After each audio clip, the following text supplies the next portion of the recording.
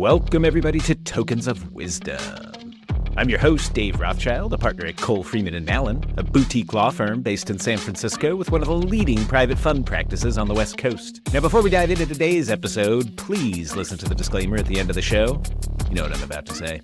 Nothing I say here is legal, investment, or tax advice. Well, this is an exciting day in Tokens of Wisdom history for two reasons. You get to see my real-life face, not just a pencilized sketch on my LinkedIn, and you get the unparalleled wisdom of Mr. Bert McCooey from Ascent Fund Services. Is that right? Is that the full name? I nailed it. Yeah, you got it. You know, when I set out to do this show, my goal was always to arm aspiring fund managers with the information they need to launch a fund. Now, in the legal realm, I happen to possess a lot of that information from my day job, lawyering and such. But there's so much more that goes into launching a fund than just the legal aspects, and wise though I may be, my area of expertise is kind of pigeonholed and limited. So I'm going to bring in some friends to share their wisdom in various other aspects of fund management.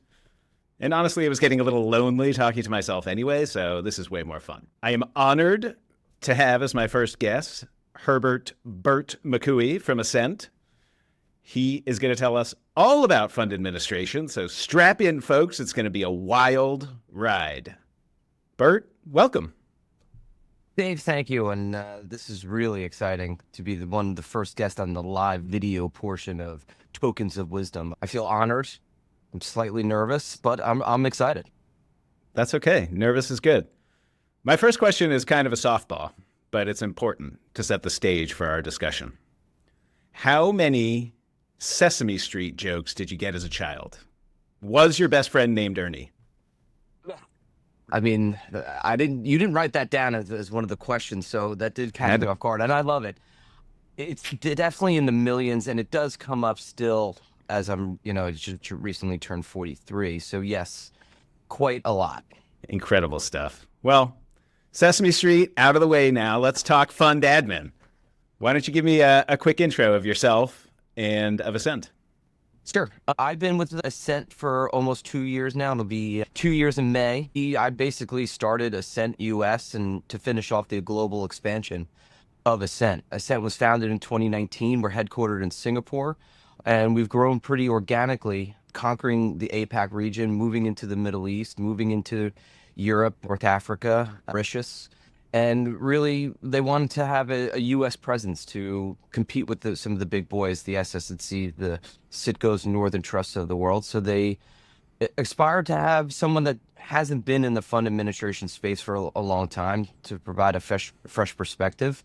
So they tapped me on the shoulder, and I was willing, and able to take on this journey, which has been tough because Ascent wasn't really well known in the States. And over the last year and a half, 2 years, I've really spent a lot of time marketing myself and the Ascent brand to the U.S. That's great. Huge global footprint. We're excited to have you here in America now.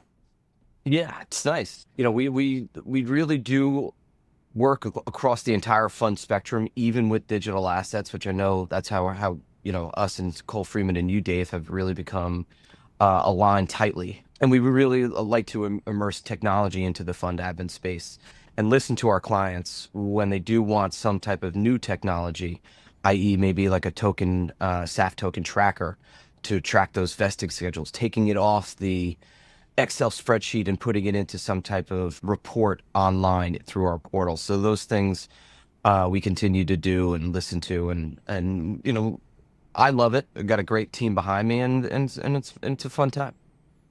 So you just said a bunch of words that make lawyers' heads explode, right? Excel spreadsheet, portal, all these things I have no idea about. So let's use that as a jumping off point to talk about, sort of the fundamental question here that I want you to explain for the audience, which is, what does a fund administrator actually do? Let's pretend I'm a new fund manager. I've never had a fund before.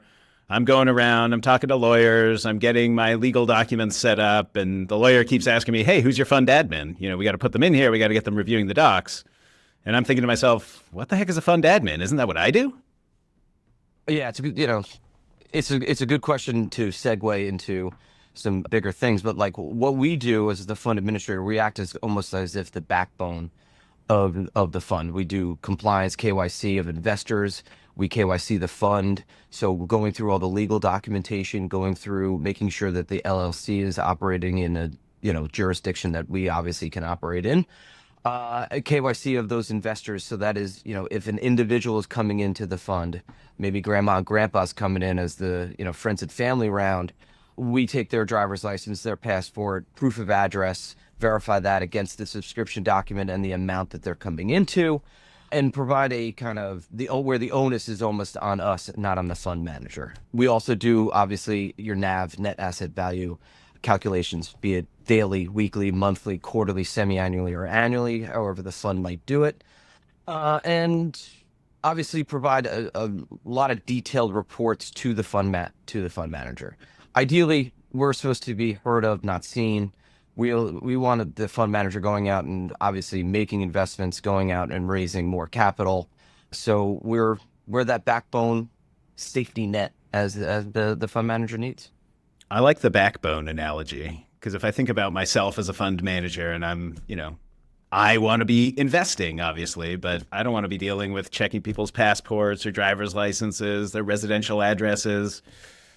And as everyone knows, I can't do math, so me trying to calculate a fund's NAV sounds like an absolute disaster for everyone involved. And it's good to know that there's a third party who can do that. Do funds have to engage a fund admin, or could I self-administer if that was my preference? You totally could, if it is your preference, but I will say it's a colossal pain in the butt.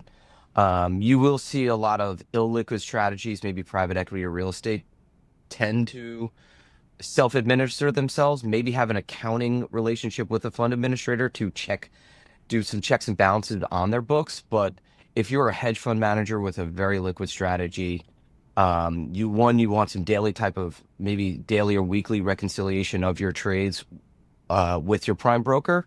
And you really can, for an open-ended fund, to have or engage a fund administrator. It helps with your audit and tax season. It helps just doing a lot of the checks and balances of the fund. Yeah.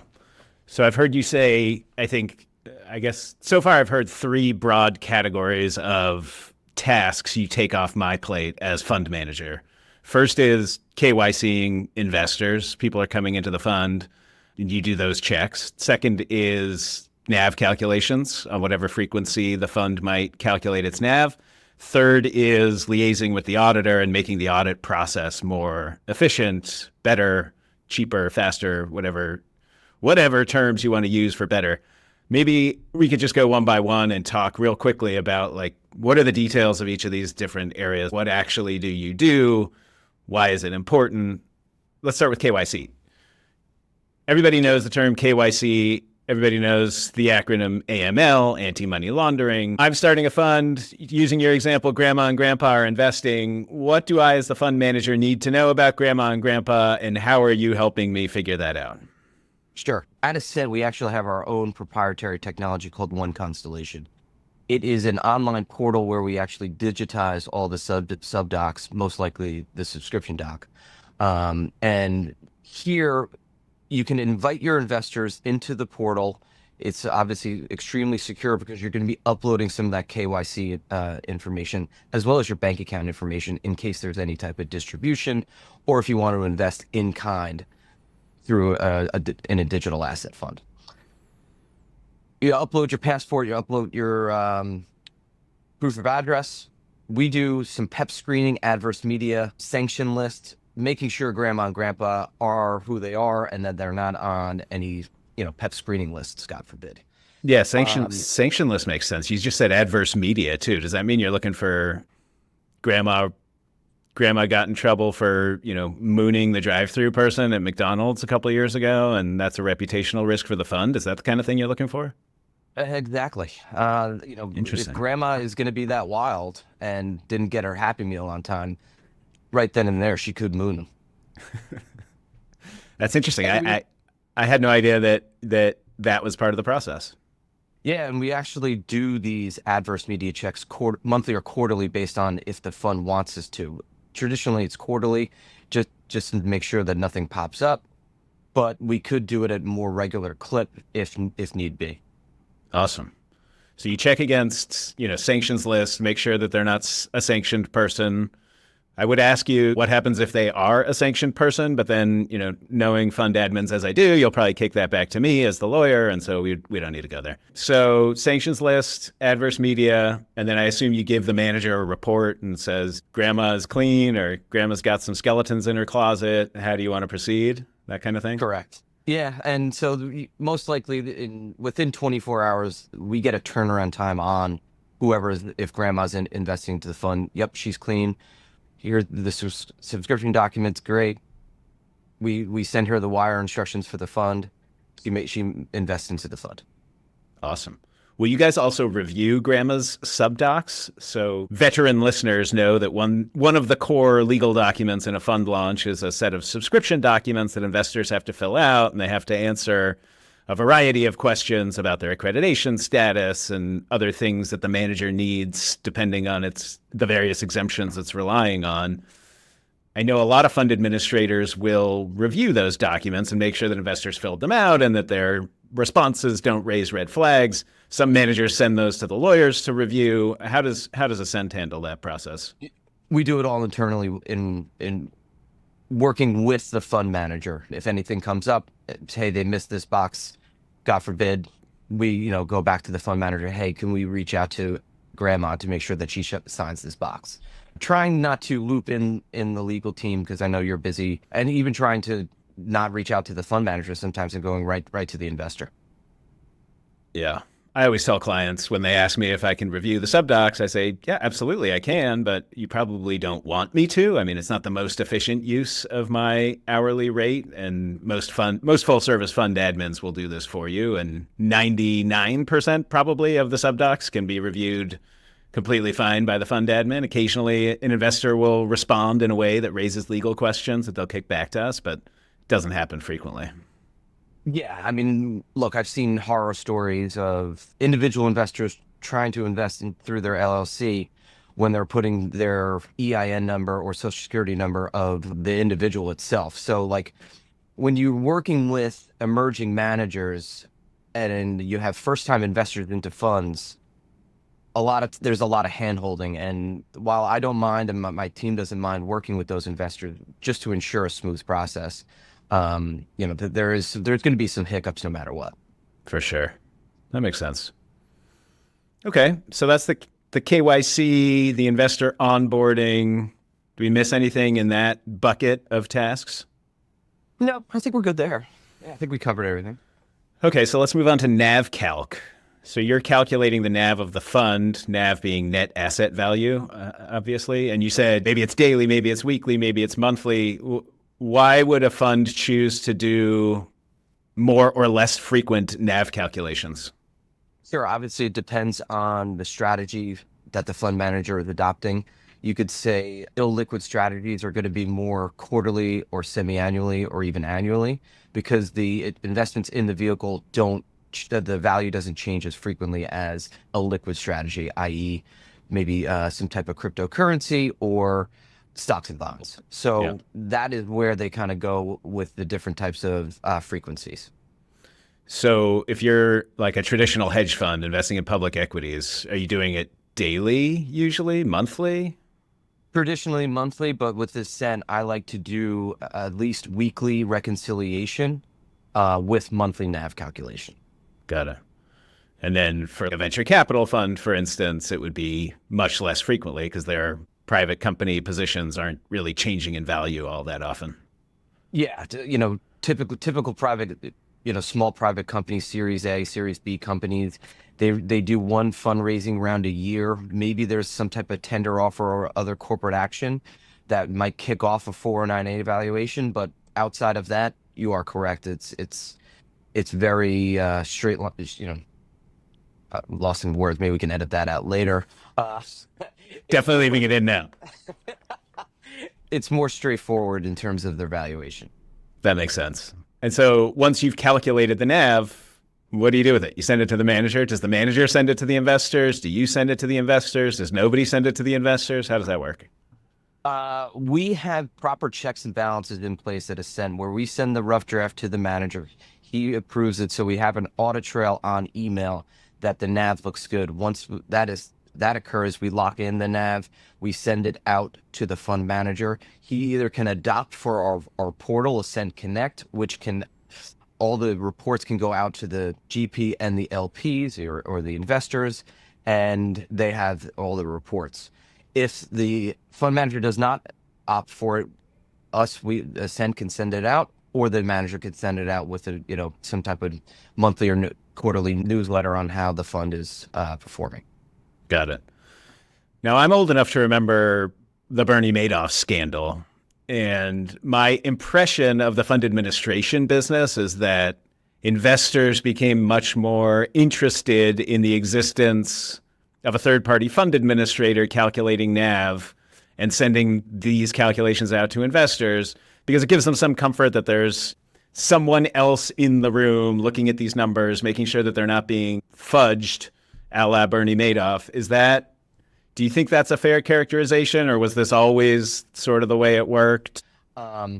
Absolutely. Your correlation of Bernie Madoff and I think it was the 19th floor that all the reports were sent out of, them not having a fund administrator or a fund administrator that was reviewing all their books, 110%. We are basically, like I said earlier, the backbone or the third party that is going in and checking the numbers, making sure each investor's dollar down to the cent is accounted for. Down to the cent. Ooh, nice plug. Thank you. Okay, that makes sense. And I just think, just to add from my perspective as the lawyer, when I do get the question that I asked you earlier, do I need a third-party fund administrator? My answer to folks is very similar to what you said, but I always add, your investors are almost universally going to demand a third-party fund administrator. I have worked on hundreds and hundreds, maybe even thousands of funds at this point over the years.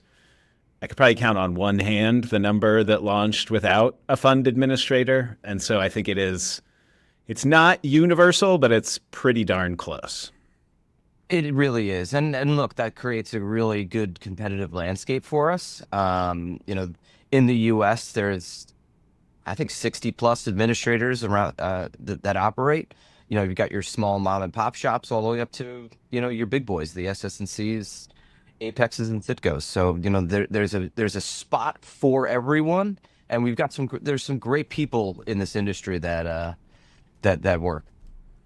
I'm going to ask you more about that in a minute, but I do want to finish the sort of the third bucket that we were talking about earlier, which is liaising with the auditors and making the audit process easier. So can you describe what you do with respect to the audit? Obviously, you're not the auditor, but how do you make it easier for the funds to be audited? Yeah, it's a good question, Dave. And what we do at Ascent is we separately charge for that, unfortunately, but you do get an audit preparation packet where we will meet with the fund's auditor, see what they need and how they need it, and then curtail that fund's that audit package right to the auditor's needs. So we'll set up a SFTP file share, and we will send that off right to the auditor, as well as the tax partner as well. So I'm never having been through an audit myself, I don't have a lot of visibility into exactly how the process works, but I'm imagining that the auditor needs to see all kinds of records about the fund's trading history, its positions, various other information, its legal documents, tax reports, et cetera, et cetera. And I would assume that if I'm a manager, especially if I'm a new emerging manager and I don't have a huge team, that it can be somewhat burdensome to compile that information myself. And so this sounds like a pretty useful assistive service that you're providing to the fund manager clients. Yeah, I completely agree. Like, I got to go get my general ledger. I got to get my portfolio appraisal for this month of this quarter. With Ascent, you have that information right at your fingertips, and we will put the package together for you. So again, you can go out and continue your investments. If there needs to be a tri-party call, we will obviously hop on it and to explain any discrepancies or confusion around some type of report or why we did something, and we'll go back to the legal documents that you conducted and did for the fund, and that's why we did the performance here. That's why the management fee is calculated here and stuff like that. So it's a real added bonus for the fund manager. That's great. And so does your process, I'm just trying to think like in the background how your process connects with the process of an audit firm. Do you have relationships with various auditors? And so like if someone's using auditor A, okay, auditor A is going to need XYZ in format 123, and auditor B is going to need ABC in format 789. Or is it you kind of have your system, you send your docs to the auditor, are you auditor agnostic, I guess is what I'm asking. Yes, we are auditor agnostic. That's a kind of a tongue twister too. That's fun. Yes, we are, but we also can develop customized reports for another auditor. So if a new fund comes in and say, hey, I'm not using Cohen-Resnick or Aprio, we can make a different type of report just for them. Got it. Cool.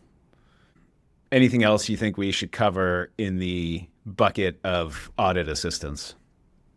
No, I think we did pretty good there. Okay.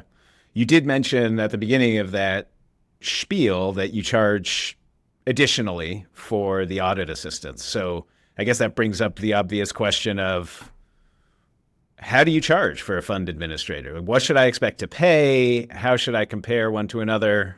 Let's start with how should I expect to pay? Look, we're providing a detailed service to the fund and the fund manager and the investors. So you do definitely have some costs that are attributed. We work in the U.S. with a lot of emerging managers, so we know that costs at the forefront are a little tight. They just got done paying your bill, and then I'm going to hit them with another one over the head. We are in a group that is trying to be cost efficient to the fund manager and obviously look to grow. So one thing that we do is that we have a monthly admin charge that we spread over 12 months. And then once you hit a certain AUM or assets under management, we start using basis points in terms of their fee. So it's very simple, straightforward. The fund manager understands that as they grow, the price grows. And we do have some ancillary costs. I did mention One Constellation, where we digitize all those fund docs. That's another added cost. Ascent Connect, which is our online portal, that's another added cost. And there's some investor services fees. If you have a closed-ended, so there might be some capital calls that might need to be done, distributions, subscriptions, redemptions, everything like that. There is some added costs to those. And we try to, make it as easy on the eyes for the fund manager as we can. Okay. I'm hearing there's like a baseline monthly fee, and then as you grow, that fee grows commensurate with AUM growth. Yeah. And that baseline fee covers, is it like the core services that you described before, like KYC of incoming investors and NAV calculation? Is that what that covers? Mm-hmm. And then the audit assistance, is that like a one size fits all fee? I would assume there's a very different scope of work for a, high frequency trading fund versus a venture capital fund with 3 investments over the course of a year. So I'd assume the scope of work is different and the price is different for audit assistance, but maybe I'm wrong. We actually don't. We always do it per audit and financial statement. So it's a one-time charge. We have a whole separate team that does your year-end financials and your audit. So that is exactly what they do day in and day out for those fund managers. Got it. Very interesting. Okay. And you mentioned before that there's, I think you said somewhere in the realm of 60 fund administrators in the US, and some are, small mom and pops, and some are massive, biggest fund admins in the world. Where does Ascent fit in that spectrum? Yeah, I would say we're right in the middle, of that tier. And I like to be in that middle tier because you get to work with emerging managers who want to be that next $1 billion plus manager. And then we also get great looks at working with $1 billion managers that maybe are unhappy with their current administrator, maybe are launching another fund, and it might be a digital asset fund, which we do a lot of work in. and they want to have Ascent be a pivotal role or partner in there. So, you know, choosing the right fund administrator is tough. We're all good in some type of way, shape, or form, but we're definitely in that middle bucket, to answer your question. So that leads directly to my next question, which is how should I choose? I mean, Ascent sounds great. Bert and Ernie is my favorite, but on what basis would I make a decision between Ascent and some other comparably priced administrator? What would your advice be for aspiring managers? Yeah, I mean, this is going to sound extremely salesy, but you have to look at the deliverables that the fund administrator is looking to provide. So, us at Ascent, we've got a team here in the U.S. and we're piggybacked with a team over in India and in Malaysia. So you do have 24/7 or 24/5 coverage of work, but you do have a team in the U.S. that if you need a quick action item, you can obviously reach out and get a quick service. I come from this equity sales and trading where, if you don't answer getting an order within 30 seconds, you're not going to get the next one. So I kind of use that methodology and sales tactic to our clients in the US, that they're going to get a quick response from me and my team to make sure that they're okay, they're getting their questions answered in a timely manner. I guess that makes sense and is super important for the work that you're doing. I want to know that if you send me the report that grandma's got some suspicious looking internet news stories, I want to know, I don't want to wait 48 hours to hear what grandma's been up to. I want to be able to get you on the phone and talk about it, right? No, I mean, especially when granny's in the equation, you don't want anything going on there. Exactly. Well, that's super helpful. Thank you for explaining that. Of course. So, all right. I think that's, most of my big picture questions about fund administration and how it works and Ascent. And so I guess I have a couple final questions here that I just am hoping will lead to a fun story or two for folks to take away.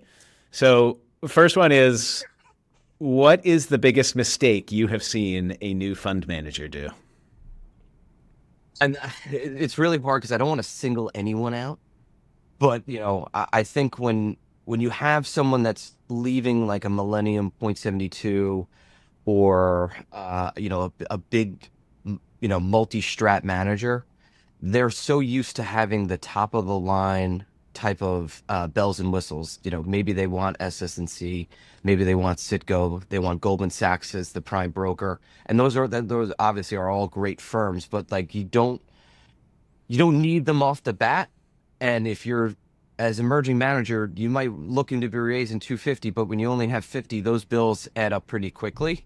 Mm-hmm. So I think, that is like one of the biggest takeaways or mistakes I might see a manager do because they want SS&C and Goldman on the books. That makes a lot of sense. I'm kind of going backwards now, but your answer made me wonder this. So what benefit does that big brand name SS&C admin bring over a smaller shop? And I'm not asking you to compare specifically Ascent to SS&C, but go ahead if you'd like. But I'm just saying, why does someone want that brand name? What's the benefit? I think it goes right to the investor.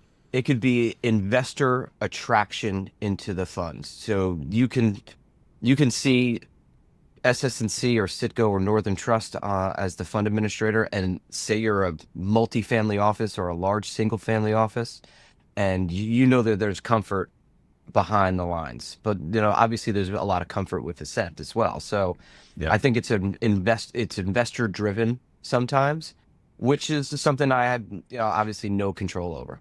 Yeah, I think it works the same in the legal sphere. So I think it's what you're saying resonates. I get it. Yeah, and it's unfortunate, but it's the world we live in. And one additional point I wanted to make on a prior discussion that I probably should have mentioned when we were talking about how you charge for your services is that fund administration is almost always a fund level expense. So the fund itself, it comes out of the net asset value of the fund. Investors are bearing these costs. Now, obviously, I think that's important for emerging managers to understand as they're thinking through, what am I going to be out of pocket versus what are the investors paying? but it's obviously price still matters, right? Every dollar the fund pays is a dollar that's coming out of their returns. So it's an important cost is an important consideration. And I think if you're a new emerging manager, it is smart to balance, your need for brand name recognition against the hit that you're going to take to the fund as a result of the increased expense. Absolutely. You definitely brought up. That's a great point to raise there. And we all administrators have different types of technology and different sweet spots as well. And so, I've mentioned digital assets a few times, and Cole Freeman and you, Dave, we've clicked off a bunch of accounts in the digital asset space in the U.S., Cayman BVIs, that we work very well together because we have certain technology that is dedicated to digital asset managers. So would you say that's your sweet spot? I would definitely say it's our sweet spot, but we're, like I mentioned, we're definitely agnostic to all funds. And, Web3, venture investing to your liquid cryptocurrency strategies, absolutely. Awesome. Okay, last question for you, Bert. What is the smartest thing you've seen a new manager do? Obviously, hire Ascent. Nailed it. That was a softball. Yeah, so you started and ended with a softball. I kind of like that. Opening day was yesterday, so I'm in a baseball kind of mood. Yeah. Well, the Mets lost, so I'm Jays too. It's gonna be a long year. All right, Bert. Well, it has been an absolute pleasure speaking with you about fund administration. I really appreciate you joining us on this show, and especially for being my first guest. I think there's a lot of risk there. Who knows how this was going to go? And I think it went fantastically. I don't mind being the guinea pig for you, Dave. It's been a real treat. I could really check this off my bucket list of my life. I think it's brought us closer. Everything does. All right, my friend. I will see you soon, and take care. Thanks. Thanks for listening to Tokens of Wisdom with Dave Rothschild. I hope you enjoyed this episode. Please like, follow, and subscribe to our show wherever you get your podcasts. Well, now that all that boring stuff's out of the way, it's time for the part you've all been waiting for. The legal disclaimer. In this show, I describe laws and regulations from a 10,000-foot view. And while this should be obvious to most, I need to say it nonetheless. This show is for informational purposes only, and nothing I say here constitutes legal, investment, or tax advice. If you're thinking about starting a fund or you're curious about your options, this show is a good resource. But if you're going to pull the trigger and launch a fund, please engage an attorney to assist you.